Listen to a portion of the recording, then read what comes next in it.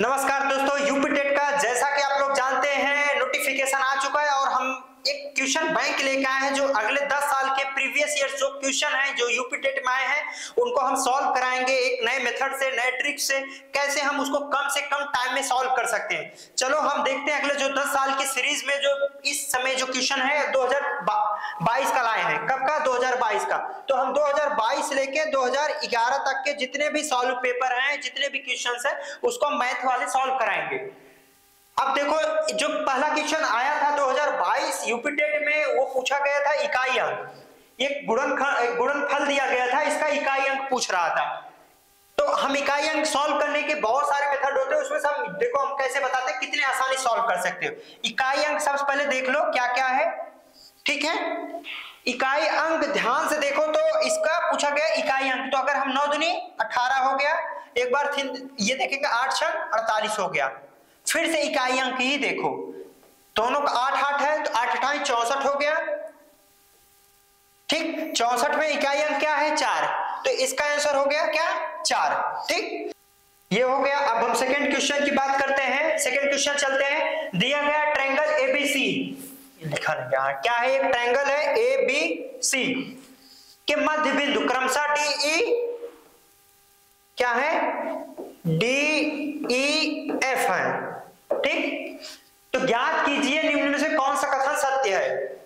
तो triangle DEF मतलब कौन सा ट्रायंगल? ये वाला पूछ रहा है। ये ट्रायंगल 1/3 ऑफ एबीसी, ये कितने ट्रायंगल बन रहे हैं? एक ट्रायंगल, दो ट्रायंगल,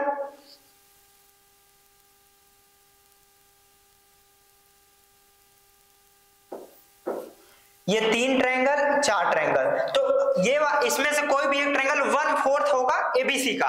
तो ऐसे ही देख लो, डीई जो होगा 1/4 होगा एबीसी। ये भी गलत हो जाएगा, ये भी गलत, बराबर हो ही नहीं सकता। एक ही ऑप्शन बचा ये, क्योंकि ये जो ट्रायंगल दिया गया सामने, ठीक। अब अगला क्वेश्चन देखते हैं। निम्नलिखित में कौन सी संख्या 99 से पूर्णतः विभाजित हो जाएगी? मतलब 99 से इसमें से कौन सी संख्या कट सकती है? चलो अब हम उसको देखते हैं। एक देखो, 99 से विभाजित होने के लिए सबसे पहले क्या करना होगा? 11 से भी विभाजित हो संख्या और 9 से। जो संख्या 9 और 11 से विभाजित होगी वो 99 से भी विभाजित होगी। तो सबसे पहले हम 9 से चेक करते हैं। हम आप लोगों को मेथड पढ़ाए थे, जो ट्रिक पढ़ाए थे, तो बताए थे कि 9 से विभक्त होने के लिए कोई भी संख्या का सब डिजिट जोड़ लो, उसको 9 से भाग कर दो। अगर 0 या 9 आता है तो वो 9 से डिविजिबल है। जैसा कि हम पहले ही लेते हैं। पहला क्या दिया गया है? 9 1 3 4 6 2, ठीक। अगर ये 9 से विभाजित होगी तो ये 9 से पूर्णतः विभाजित होगी, तो उसके लिए क्या होगा? रिमाइंडर 0 आएगा, शेषफल 0 आएगा। तो हम देख ले, सम कर दो। सबसे पहले कितना हो गया? 9 1 10, 3 13, 4 17, 6 23, 2 25। 25 9 से विभक्त नहीं होगा, तो मतलब ये अगर 9 से ही नहीं विभक्त हो रही तो 99 से होगा नहीं। तो ऐसे हम सेकंड देख लेते हैं, ठीक। अगर इसमें भी देखें तो अगर 9 से कोई संख्या विभक्त हो रही, ध्यान से देखो, तो अगर 9 है, क्या है? 9 है, 3 है। अगर हम इसको देखते हैं तो इसमें 9 से विभक्त करेंगे तो 10 कटने के बाद 3 बच जा रहा है। तो जो 9 है उसको हम सीधा हटा सकते हैं। तो इसमें भी ऐसा करें, यूनिट डिजिट मेथड से करते हैं। तो देखो 5 4 9 इसको हटा दो क्योंकि अब विभक्त हो जाएगा। और 4 3 7 2 9 ये संख्या पूर्णतः विभक्त होगी 9 से, लेकिन 9 से होगी क्या? 11 से भी होगी, इसको हमें चेक करना होगा। 11 से चेक कर लीजिए। 11 से चेक करने का मेथड भी हम बताए थे। 11 से कोई भी संख्या विभक्त हो तो उसको 3 3 का पेयर बना लेते हैं राइट हैंड साइड से। क्या वैल्यू लिखा गया? 1 1 4 3 4 5, 3 3 का पेयर बनाए राइट साइड से। और जो संख्या बड़ी हो उसमें से छोटी संख्या घटा दिया जाता है। तो क्या है संख्या बड़ी? 345 बड़ी 144, इसमें 114 घटा देते हैं, ठीक। क्या संख्या बच जाएगी? 1 3 2। अगर ये 11 से विभक्त हो रही तो 11 से विभक्त होने के लिए देख लो, 11 दूनी 22, 11 1 के 11, हाँ, तो मतलब ये 11 से भी कट जा रही है। तो हमारा ऑप्शन सेकंड हो गया, ठीक। ऐसे हम बाकी ऑप्शन को भी देख सकते हैं, इसमें सब बाकी नहीं होगा क्योंकि ये आंसर करेक्ट है, सेकेंड ऑप्शन। ठीक, हम आपको बता दें कि थोड़ा सा यहाँ पर यूनिट डिजिट वाले में, यूनिट डिजिट देखो डिजिट सम के बारे में ये चीजें अच्छे समझ में आ गई। अब चलो हम डिजिट सम के बारे में आपको बता देते हैं। डिजिट सम ये अप्लाई हुआ कैसे, देखो अगर कोई संख्या जैसे बोले कि 9 से विभक्त होगी तो 9 से अगर वो विभक्त होगी मतलब कटेगी तो उसमें रिमाइंडर बचेगा नहीं कुछ। अगर मान लो संख्या 10 हो, ठीक, तो अगर हम इसमें भाग देते तो क्या रिमाइंडर बचेगा 1। ठीक, हम ऐसे डिजिट सम से भी कर सकते थे, 10 प्लस 0 1 प्लस 0 करेंगे तो क्या होगा 1/9, तो ये तो रिमाइंडर ही बच गया। सेम वैसे अगर हम देखें 13, ठीक, तो इसमें रिमाइंडर क्या बचेगा अगर इसको हम सम करें, 4 1 5, 3 1 4 होगा, सॉरी 4/9, तो इसमें रिमाइंडर क्या बच रहा है 4। तो सेम अगर किसी संख्या में 9 से भाग देने पे जो संख्या बच जा रही वही रिमाइंडर बचेगा।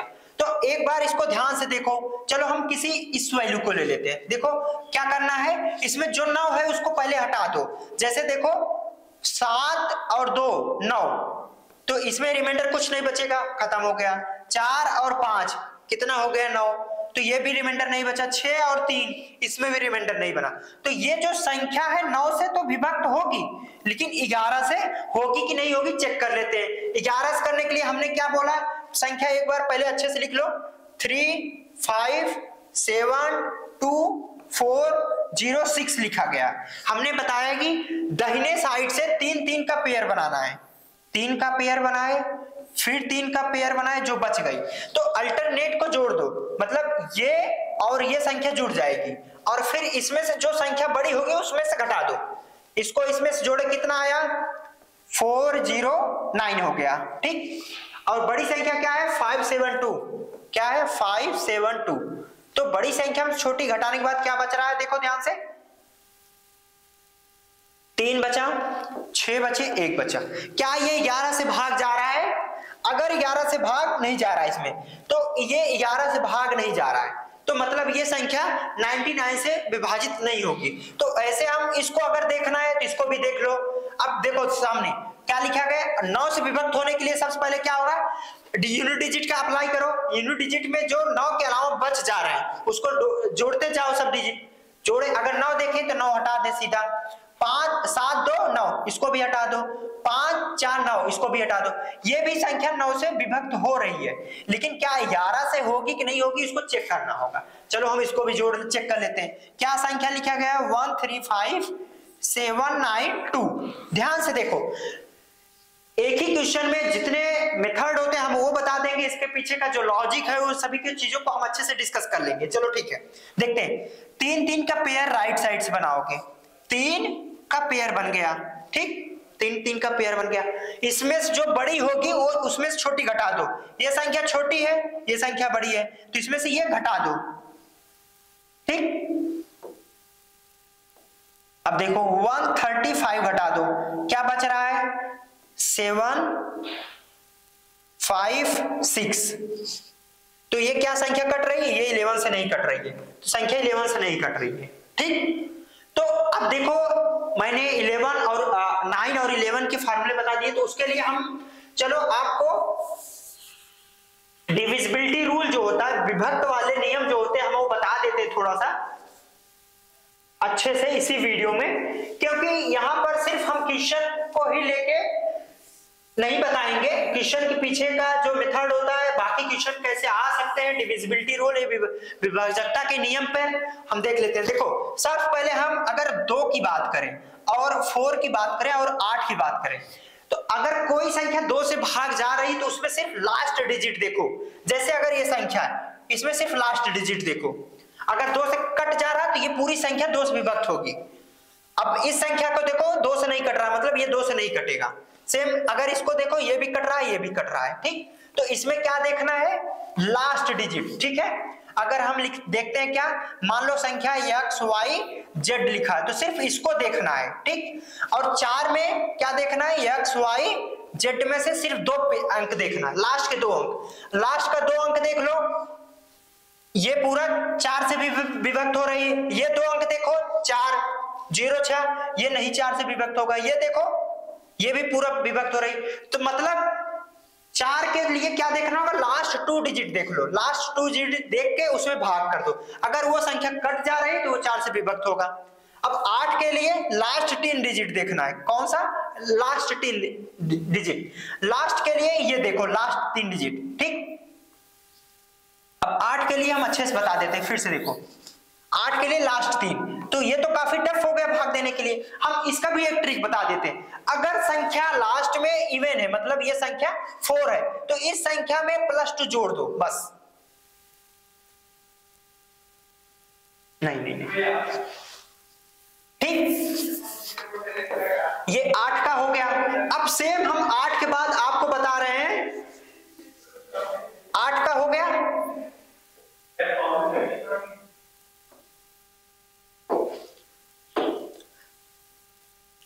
के बाद आते हैं 3 और 9 के लिए। देखो 3 और 9 का जो डिविजिबिलिटी रूल होता है, विभाजकता का नियम होता है, वो जो भी संख्या है, जैसे क्या संख्या थी, x y z थी, तो इसको आपस में सम कर दो, सभी डिजिट को जोड़ दो, और अगर ये संख्या 3 या 9 से भाग जा रहा है तो पूरी संख्या 9 या 3 से विभक्त होगी, ठीक। उसके बाद आओ हम एक मेथड बताते हैं, एक ट्रिक बताते हैं जो बच्चे भूल जाते हैं। 7 के लिए और 11 के लिए और 13 के लिए एक ही नियम, 7 11 और 13 के लिए सिर्फ एक नियम है डिविजिबिलिटी रूल का। क्या करना है, जो भी संख्या दिया हो, मान लो इसमें से कोई संख्या उठा लेते हैं, ये वाली 91 34 62, तो इसमें क्या करना है, बस पेयर बनाना है 3 3 का, राइट साइड से 3 3 का पेयर बना लो, और जो संख्या बड़ी होगी छोटी संख्या उसमें घटा दो, उसके बाद जो संख्या बच रही है, अगर इसमें से किसी एक का भाग जा रहा है तो वो पूरी संख्या 7 या 11 या 13 से विभक्त होगी, ठीक। अगर 7 से कट जा रहा है, चलो हम करके देख लेते हैं, 4 6 2 करते हैं, तो ये कितना हुआ, 1 हुआ, ये 5 हुआ, ये कितना हुआ, 4 हुआ। अगर ये संख्या 7 से कट जा रही, देख लो नहीं कट रही 7 से, तो ये 7 से विभक्त नहीं होगी। 11 से देख लो, 11 चौक 44 नहीं कटेगा, तो 11 से भी नहीं विभक्त होगी। अब 13 से देख लो, ऐसे 13 से, तो ये 13 से भी विभक्त नहीं हो रही है, ठीक। तो ये जो संख्या है वो ना ही 11 से, ना ही 7 से, ना ही 13 से विभक्त होगी, ठीक है।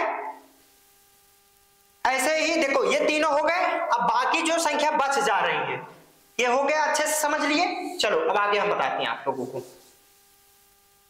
अब बच क्या जा रहा है, 5 बच रहा है, तो 5 के लिए लास्ट में अगर संख्या 5 है तो 5 से विभक्त होगी, नहीं तो नहीं विभक्त होगी। जैसे लास्ट में 6 है तो ये नहीं विभक्त होगा, 2 है तो नहीं होगा, 5 है तो नहीं होगा, ठीक। 5 के लिए रूल हो गया। अब 6 के लिए बात हो गई। 6 के लिए कुछ नहीं, अगर 2 से विभक्त हो रही संख्या 2 और 3 से, दोनों से विभक्त होनी चाहिए। अगर संख्या 2 और 3 से विभक्त हो रही है तो संख्या 6 से विभक्त होगी।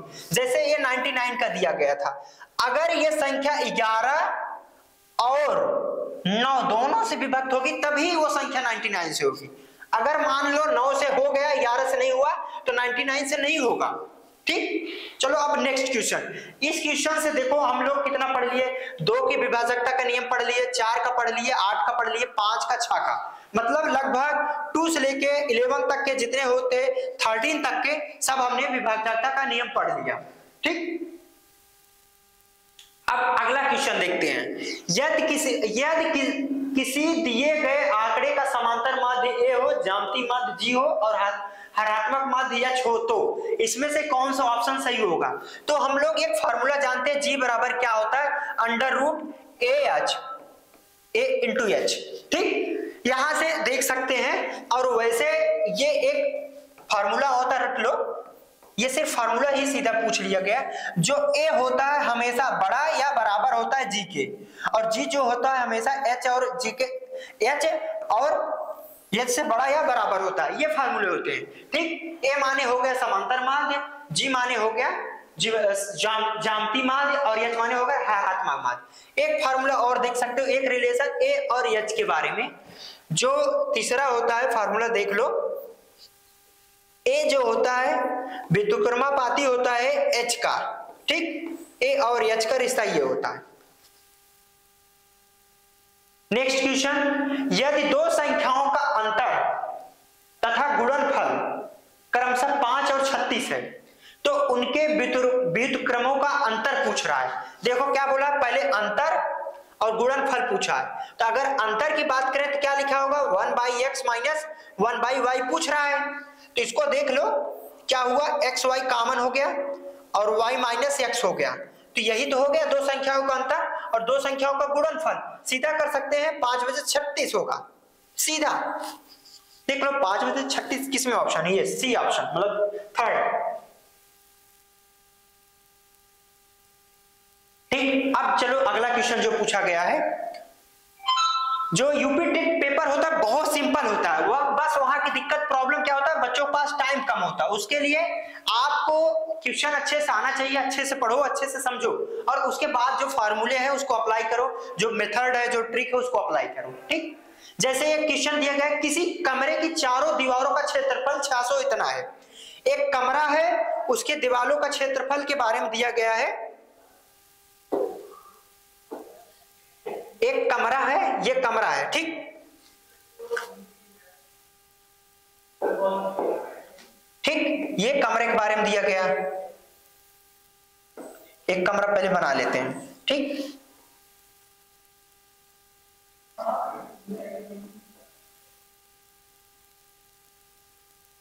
ये कमरा है, बोल रहा है चारों दीवारों का, देखो फर्श को छोड़ के और ऊपर को छोड़ के चारों दीवारों का जो क्षेत्रफल है 666 दिया गया है। तो चारों दीवारों का क्षेत्रफल कितना दिया गया है, 666 मीटर स्क्वायर, ठीक। तथा लंबाई और चौड़ाई की दोगुनी है। जो लंबाई है, अगर ये L है, वो चौड़ाई जो है, जो L बराबर दिया है 2b है।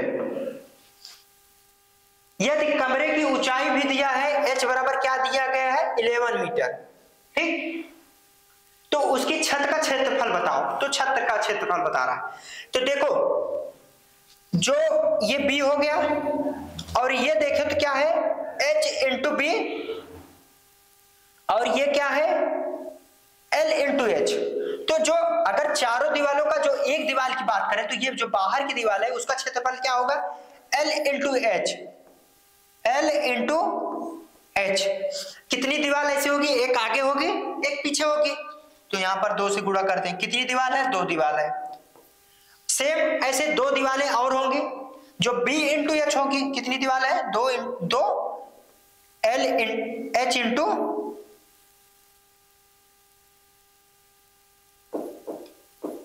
बी, ठीक।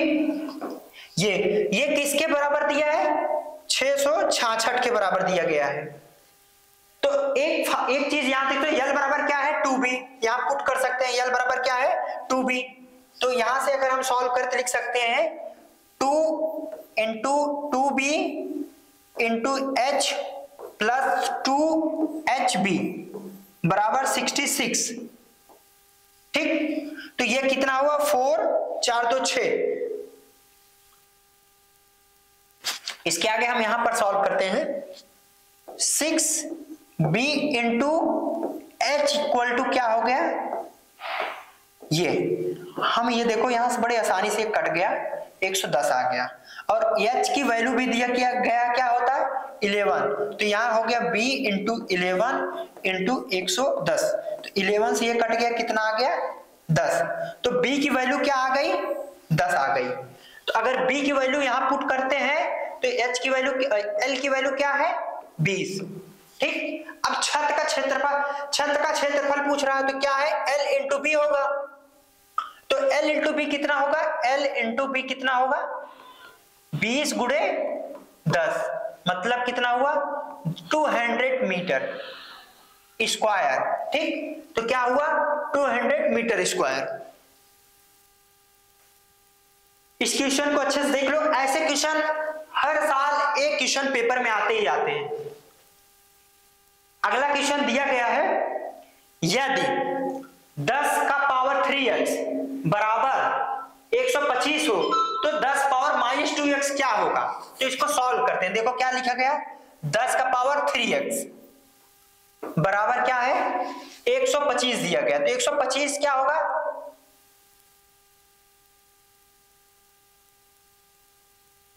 5 पावर 3। ठीक, कोई दिक्कत नहीं। ये हो गया। अगर हम इसको देख लें 10 पावर 3 हो गया,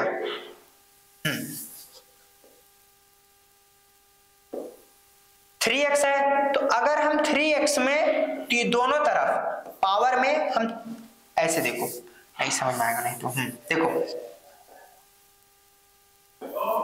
3x है, दोनों तरफ 1/3 का हम भाग कर दें, पावर चढ़ा दें, तो कितना होगा 1/3 का कर दें। तो ये हो जाएगा 10 पावर 3x इंटू 1/3। ये क्या हो जाएगा 5 पावर 3 इंटू 1/3। ये 3 से कट जा रहा है, तो क्या हो जा रहा है 10 पावर, क्या हो रहा है ये 10 पावर x इक्वल टू 5 हो जा रहा है। ठीक, अगर हम दोनों तरफ माइनस का अगर भी लगाए, देखो -2x है, अब दोनों तरफ हम -2 से भाग कर दें, सीधी सी बात है, क्या कर दें दोनों तरफ -2 का भाग कर दें। देखो -2 का जब भाग करते हैं तो ये x है, -2 का दोनों तरफ भाग कर है, पावर लगा दे तो 5 का पावर भी -2 हो जाएगा, और ये हो जाएगा 10 पावर -2x, और ये हो जाएगा 5 पावर -2x, और 5 पावर -2x क्या होता है 1/5 पावर 2, और इसकी वैल्यू क्या होती है 1/25। तो जो 10 पावर -2x है उसकी वैल्यू क्या है 1/25। देख लो कितना आसान सवाल है। ठीक, अब ये क्वेश्चन दिया गया है, जो एक संख्या है, इतने को किसी संख्या से भाग देने पर भागफल इतना आता है और शेषफल 43 प्राप्त होता है, तो भाजक बताओ। तो आप लोगों को पता होगा, अगर जो भाज्य बराबर क्या होता है, एक फार्मूला होता है, भाज्य बराबर क्या होता है भाजक गुणे भागफल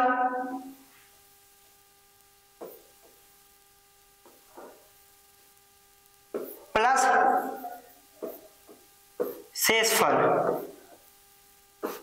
होता है। देखो ये फार्मूला आना ही आना चाहिए हर हाल में, इसे बहुत सारे क्वेश्चन बनते हैं। ठीक, तो जो भाज्य दिया गया है और ये पूछा गया भाजक आपसे पूछा जा रहा है, ठीक, तो इसको सॉल्व करने के लिए चलो हम देखते हैं कैसे इसको सॉल्व करेंगे। अब देखो ये कितना दिया गया है 175। ठीक, बराबर भाजक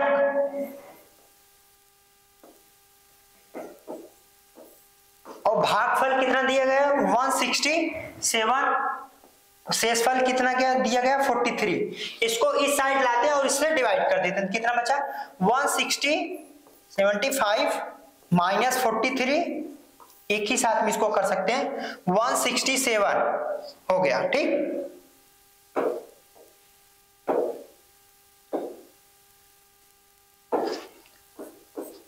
ये हो गया क्या भाजक, यही पूछा जा रहा है। अब ध्यान से देखो, हाँ ये जो संख्या है इसको इसमें से घटा दो, घटाने के बाद जो बचेगी उसको देख लो, 3 गया 5 1 से 2 हुआ, 4 गया तो 3 हुआ 0 1 6 बटे क्या है 167।